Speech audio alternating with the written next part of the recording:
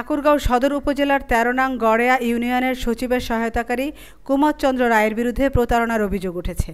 দীর্ঘদিন যাবৎ গড়েয়া ইউনিয়নের সচিবের সহযোগী হিসেবে অনলাইনে কাজ করেন তিনি। জানা যায়, জন্ম নিবন্ধন, মাতৃত্বকালীন কার্ড এবং বয়স্ক ভাতার কার্ড দেওয়ার নাম করে সাধারণ জনগণের কাছ থেকে বিপুল পরিমাণ টাকা হাতিয়ে পালিয়েছেন কুমদ।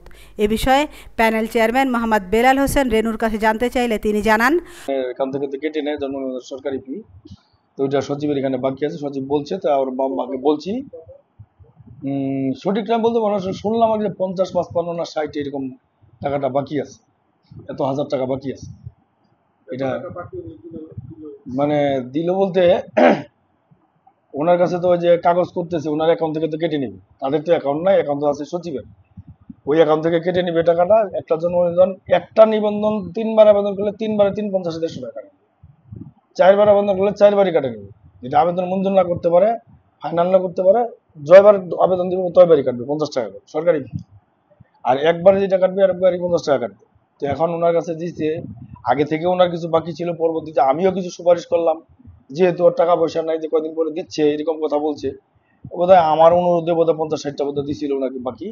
আর এগুলো ওনার আগেরও ছিল, ইতিপূর্বের নাকি আগের কিছু টাকা ওনার কাছে পাওনা ছিল, সব মিলে এরকম একটা শুনলাম। তো ওটাও দিতেছে কুমদের বাবা মা। ওটা অনেকদিন থেকে হচ্ছে আর কি, কিন্তু ইদানিং এর কিছুদিন থেকে 5ই আগস্টের পর থেকে মোটামুটি 1-150 পিস হয়তো বাকি আছে জন্ম নিবন্ধন ফিটা যিনি ইয়ার কাছে কাটে নিচ্ছে, সচিবের অ্যাকাউন্ট থেকে কাটে নিচ্ছে, পরিষদের অ্যাকাউন্ট থেকে। তারপরে ওনার এটা লিখে রাখছে, ওটা হিসাবটা ওনার কাছে শুনতে হবে। মানে উদ্যোক্তা জন্ম নিবন্ধনের সরকারি যে ফিটা সেটাও জমা দেয়নি না, সেটা তো সচিবের ওটিপি, সচিবের না, সচিবের ইয়া থেকে কাটে নেয়, ওটার অ্যাকাউন্ট যাবে না, সচিবের অ্যাকাউন্ট থেকে কেটে নিছে, কিন্তু তিনি সচিবকে টাকাটা দেয়নি। দিবে, ওর বাবা বলছে দিবে আর কি।